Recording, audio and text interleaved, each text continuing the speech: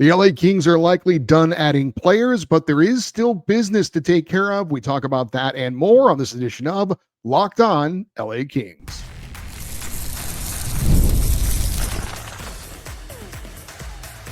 You are Locked On Kings, your daily podcast on the Los Angeles Kings, part of the Locked On Podcast Network, your team every day. Hey, Kings fans, welcome to Locked On LA Kings, part of the Locked On Podcast Network, your team every day. Thanks for making Locked On LA Kings your first listen every day.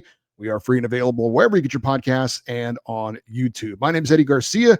I'm your host of Locked On LA Kings. I've worked in sports media for the past 30 years. Also co-host of the Puck Podcast, a weekly NHL review show that's putting out content now in its 19th season, and a passionate LA Kings fan for over 30 years. This episode is brought to you by Monarch Money. Take control of your finances with Monarch Money. Use the code LOCKEDONNHL at monarchmoney.com for 50% off your first year. Well, the LA Kings are likely done adding any players to the roster this offseason, barring an unforeseen trade. The Kings appeared to have filled all the holes that they needed to by re-signing Andrei Kuzmenko, 1 year, $4.5 million. They add Corey Perry on a 1-year deal worth $2 million plus incentives. Joel Armia gets a 2-year deal worth $2.5 million. Defenseman Cody Ceci, a 4-year deal, $4.5 million per season. Defenseman Brian Dumoulin, a 3-year deal, $4 million per season. We're going to talk more about Dumoulin coming up. And goalie Anton Forsberg, 2 years, $2.25 million per season. Now, according to puckpedia.com, the LA Kings have $6.7 million and change remaining in salary cap space. So if they're done adding players, there is still some money left to do a couple of things. 2 of them are major things. One of them will get done and will be related to this season. The other thing will hopefully get done and be related to next season and beyond. The first order of business is re-signing restricted free agent forward Alex Laferriere. The second order of business is re-signing forward Adrian Kempe, who will be an unrestricted free agent after next season. Now, Laferriere is going to get done. He's not going anywhere unless he were to be traded, which is unlikely. It's just to determine how much and for how long he's going to stay for. I believe he's going to get a bridge deal. To explain what that is, again, if you don't know, it's a shorter deal that is kind of it's like, we like where you're going, but we're not ready to commit to you long-term yet. So here's a 3-year deal, maybe a 4-year deal for you to prove it, that you're going where we think you're going to go. And after that, then you'll get a bigger payday. I think it'll be around $3 million per season. I think it's 3 years, $3 million for Alex Laferriere. We'll see. It should be something in that ballpark. Now, once that gets done, that would leave the Kings about $4 million in salary cap space for this coming season for possible trades or moves at the trade deadline, adding players at the deadline. So the Kings would be in a pretty good place. As for, though, I think, with all due respect to Alex Laferriere, the bigger move is re-signing Adrian Kempe. We talked a little bit about this on our previous show, but he's under contract for this season, so this is not about this season. He's going into the final year of a 4-year deal that's paying him $5.5 million per season, an absolute bargain for what Adrian Kempe has produced and what he means to this team. He's arguably the Kings' best player, and he deserves to get a big payday. And he is currently and will be for the future a critical part of the LA Kings roster. And this needs to get taken care of before the season starts. We do not want this cloud hanging over the heads of Adrian Kempe and the LA Kings for this coming season. And if you consider what has been the recent history of Kings players going into their final year of unrestricted free agency, you can also understand why it's important to get this done now. 2 years ago, defenseman Matt Roy, going to be a UFA at the end of the year. They don't get anything done. Come trade deadline, the Kings are in a playoff race. They feel like we got to hold on to a key piece of our roster. Hopefully he'll resign with us after the season. That didn't happen. He goes to the Washington Capitals. The Kings lose him for nothing. This season, Vladislav Gavrikov. Now, granted, going into this past season, I don't think the Kings or anyone could have foreseen what kind of year Vladislav Gavrikov was going to have. Probably the best year of his NHL career. Maybe being in a contract year helped play into that. Certainly the injury to Drew Doughty was a big reason why. He fills in for Doughty, is unbelievable, and becomes a very valuable player and becomes one of the top free agent defensemen available. He wants to test the market. He ends up signing with the New York Rangers. And again, the Kings are left with nothing, losing a key player. That cannot happen again. Now, losing Matt Roy, while he was a solid second pairing guy, he wasn't critical to the Kings' success. He was a nice piece, but letting him go, unfortunate, but not something that's going to kill your roster. Vladislav Gavrikov, again, I give the Kings a little bit of grace in this because, again, nobody could have seen what Gavrikov was going to turn into. Nobody could have foreseen him having this career year, and suddenly, he's going to be in demand. He's going to get a nice fat contract, and he's going to get to pick to wherever he wants to go. So, again, it hurts that you lose who was your best defenseman a season ago. But at the same time, you could make the argument, again, he's in a contract year. He got into a situation and made the most of it. Is he ever going to be that good again? He's still going to be good, but that good? Maybe, maybe not. So none of that, though, applies when it comes to Adrian Kempe, right? He's not a Matt Roy. He's not just a piece that's a good piece. He is one of the pieces. So that's obviously an important distinction there. And it's not like, Adrian Kempe, it's not like we know who he is, and then suddenly he might have a huge season and his price goes up and the demand for him goes up, and he might, he could go to any team he wants and get a big payday. We know what Adrian Kempe is. He's a phenomenal player. He's one of your top goal scorers. He's one of your top point producers. He plays on the penalty kill. He plays on the power play. He's one of your MVP type players. So we know how important he is now. There's not going to be any kind of revelation coming up this season. So the Kings cannot get burned again, and they can't get burned on losing a player like Kempe. It would be a disaster if somehow he walked away after this season. He wants to re-sign with the Kings. They need to take care of Adrian Kempe, and they need to do it before the season gets started. Take care of it, get it out of the way, and have it not be something we have to worry about for this coming season. He's earned it.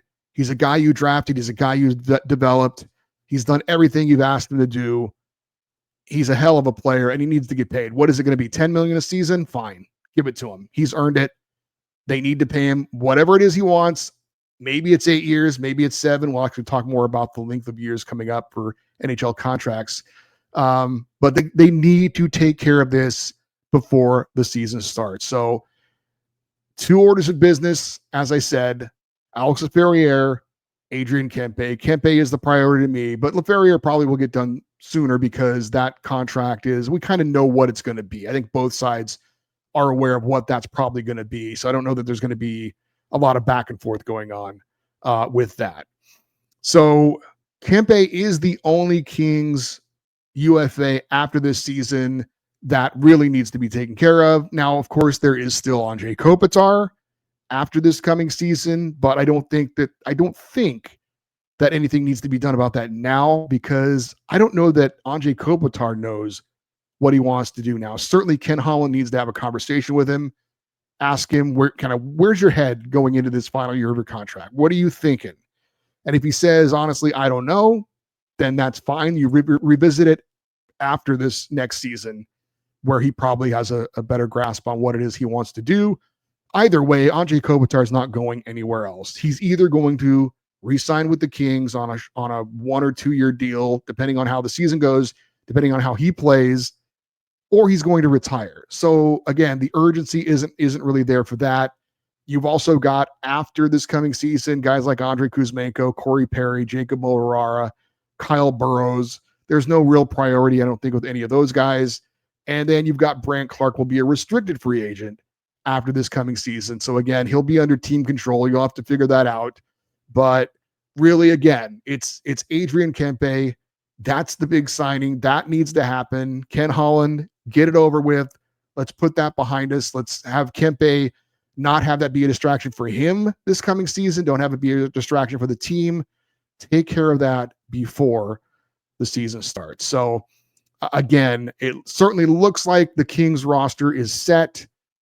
All they have to do is take care of Alex Laferriere and get Adrian Kempe re-signed, and then it's on to focusing on next season. Like I said, there's a slight possibility. The only trade I could see that anyone is talking about is Jason Robertson. That's the only thing I could see the Kings saying, okay, this guy is so good. His age, he's young. This is a guy we can consider shuffling our roster around to try and add that guy. But other than that, I think everything else is set. I think the Kings take care of Laferriere, get Kempe signed long-term, and then let's buckle down and get ready for the start of next season. So those two key things still to be taken care of by Ken Holland. Let's get to know the man who may be filling the skates of Vladislav Gavrikov. We'll do that next on Locked On LA Kings, your team every day.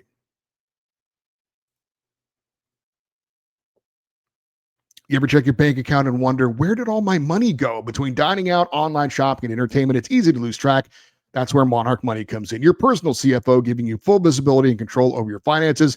Monarch Money isn't just a budgeting app. It's a complete financial command center. You can track all your accounts, investments, and spending in one place, so you stop just managing your money and you start building wealth. Instead of juggling multiple apps, you can use Monarch to check your finances, track spending, and even plan long-term goals. Managing money with your partner is smoother than ever. You can track shared and personal accounts, set goals, and stay on the same page without the stress. Take control of your finances with Monarch Money. Use the code LOCKEDONNHL at monarchmoney.com and get 50% off your first year. That's monarchmoney.com, code LOCKEDONNHL for half off your first year.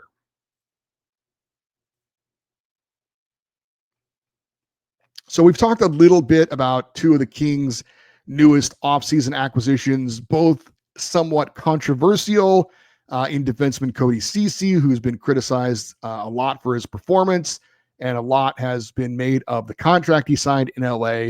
We also talked about forward Corey Perry, who obviously many Kings fans have hated for many years when he played for the rival Ducks and most recently the Oilers. Someone who has been a bit overlooked because of the attention to Ceci and Perry, and also because he's not necessarily a high-profile guy, but that is defenseman Brian Dumoulin. So let's get you more acquainted with who Brian Dumoulin is. He's going to turn 34 in September, so he's a veteran guy. He checks in at 6'4", 215, so he's got a lot of size. A guy from the Northeast. He was born in Biddeford, Maine, played 3 seasons at Boston College, a very prestigious college hockey program, before going to the NHL. There's actually an odd little connection between him and the Kings. Now, he was drafted by the Carolina Hurricanes, second round, 2009. That pick, though, the Hurricanes acquired from the LA Kings in the Justin Williams trade. However, Dumoulin would never play a game for the Hurricanes because he was traded to the Pittsburgh Penguins as part of a deal that saw Jordan Staal get traded to Carolina. So Dumoulin ends up playing his first 10 years of his NHL career in Pittsburgh, including being a part of back-to-back Stanley Cup champs 2015, 2016, and 2016, 2017. After leaving Pittsburgh, he's kind of bounced around a little bit over the last couple of seasons. He had a stop in Seattle. Then he was in Anaheim. Most recently was with the New Jersey Devils. Now, he played 80 of 82 games last year, split between the Ducks and the Devils, and also appeared in 5 playoff games for New Jersey. Now, he was picked up at the trade deadline by the New Jersey Devils from the Ducks. At the time that he was selected, Devils general manager Tom Fitzgerald said about Dumoulin, quote, "He's versatile. He's a defender. He can play on the PK, moves the puck well. I had my coaching staff watch film of a couple of different times about him, and they came away saying, this guy can help us," end quote. That was, again, Devils general manager Tom Fitzgerald when the Devils acquired Dumoulin at the trade deadline. And he would go on to play very well for the New Jersey Devils, was pretty much universally pointed out as the best defenseman on the Devils during their brief playoff stay. And then after the season, There was things written about should he be retained by the Devils. This was written by Chris Fieldhouse, who covers the Devils for SB Nation. He wrote about New Jersey trying to keep Dumoulin, quote, I think Brian Dumoulin is worth maybe $3 or $4 million for a playoff team, assuming that he would be a second or third pairing defenseman with whatever team signs him. He is not an incredibly productive player at the offensive end. He has a lot of mileage on the odometer, but he's been one of the steadiest, simple puck movers in the league over the past few years. As the Devils saw, Dumoulin is still capable of beating heavy forechecks with solid passing out of the defensive zone. Dumoulin showed the hockey world yet again he is capable of bringing big performances in the playoffs, and I imagine that will lead to some interest in Dumoulin around the league, end quote. He kind of pretty much nailed that one, saying he'd be worth $3 or $4 million. He gets $4 million with the Kings. He said for a playoff team playing on the second or third pairing, that's exactly what he's going to be doing with LA. In the Athletic, there was an article written about some of the free agent defensemen available, and they said about Brian Dumoulin, quote, a veteran left-hand shot, Dumoulin profiles as a nice depth addition for a contender, big and mobile. He can be trusted to move the puck effectively while handling a steady workload. He's not known for being overly physical, but he also won't be pushed around, end quote. So a little bit of what Brian Dumoulin brings to the table. What did Brian Dumoulin himself say about joining the LA Kings? Well, he said that even though he grew up on the East Coast and has played mostly in the East, that he had a great experience, albeit briefly, in Anaheim. His family really liked Southern California, and so that helped him make the decision to come to Los Angeles.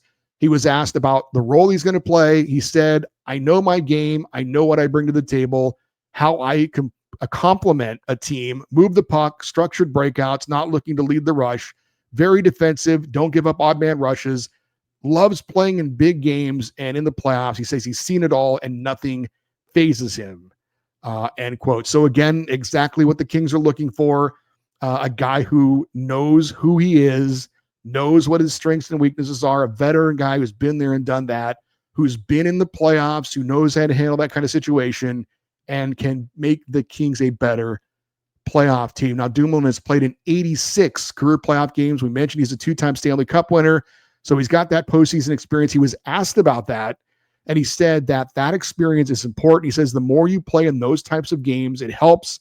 It's important that you know how important every play is, how consistently you have to play in the playoffs. He's talked about he was excited to join an experienced team and to be part of the Kings culture. Brian Dumoulin certainly seems like a guy that will fit into whatever role he's asked to play. Will that be second pairing on the left side or third pairing?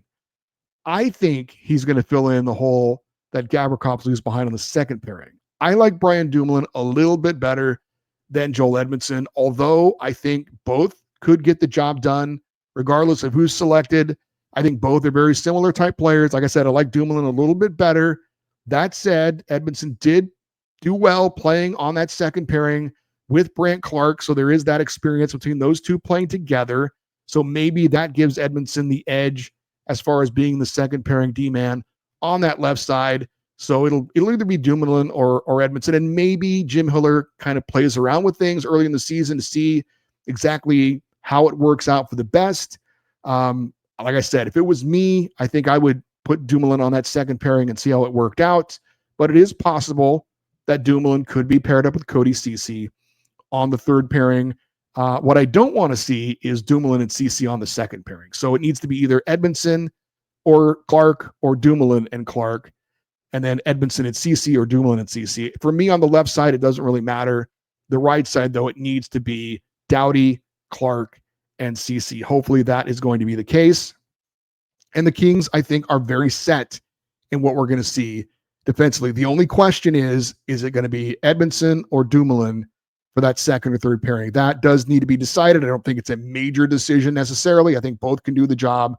But the Kings are going to have a very experienced defensive core, certainly not flashy, not going to have a lot offensively unless Brandt Clarke breaks out and really shows something in that regard. Otherwise, it's a very solid, basic, know what you're going to get defensive core. And that is usually a pretty good sign for what the LA Kings like to do, play that good, Solid defense, and Brian Dumoulin, I think, will fit in very well in the locker room and on the ice for the LA Kings.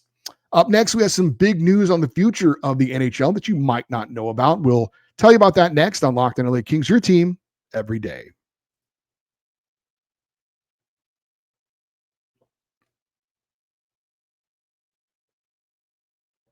You may or may not have heard that the NHL and the NHL Players Association ratified a new collective bargaining agreement that will start after this coming season. It will run for 4 seasons.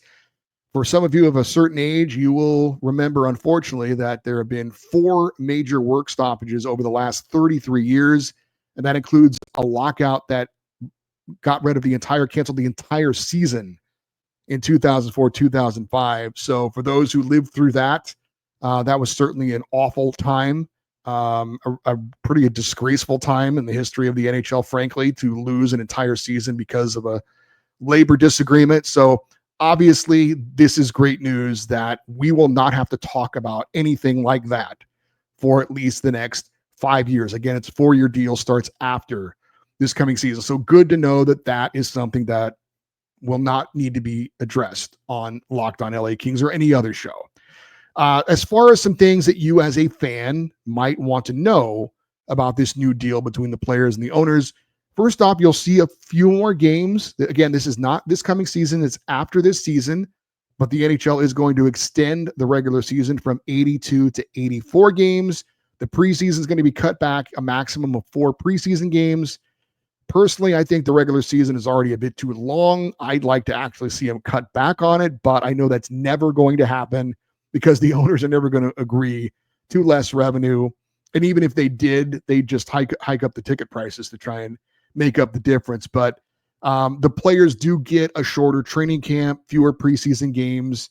But then again, a lot of the big names aren't playing in those preseason games anyway. So the players also are going to be getting a bigger share of playoff funds going forward. So they're happy about that. And the league minimum salary has been $775,000. That will increase to $1 million. So some concessions for the players there on that one. One thing the Kings never seem to take advantage of, but a certain team in Las Vegas liked to, and that was putting players on long-term injured reserve during the season, using the salary cap space that gives you. And then when the postseason started and there was no salary cap in place, suddenly those players magically were ready to play in the playoffs. The Oilers did this last year with Evander Kane. Now, after this coming season, this is the last season teams will be able to do this. The NHL has now cracked down on this, and you will have to be salary cap compliant, not only in the regular season, but in the postseason as well. So you can't add a player once the playoffs start and not have it affect anything.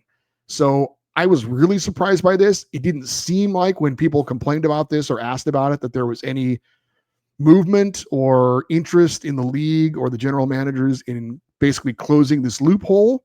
But apparently that's changed. And after this season, teams will not be able to do that anymore. So you still have to be salary cap compliant in the postseason, just like you are in the regular season. I think that's a great move. I was very happy to see that.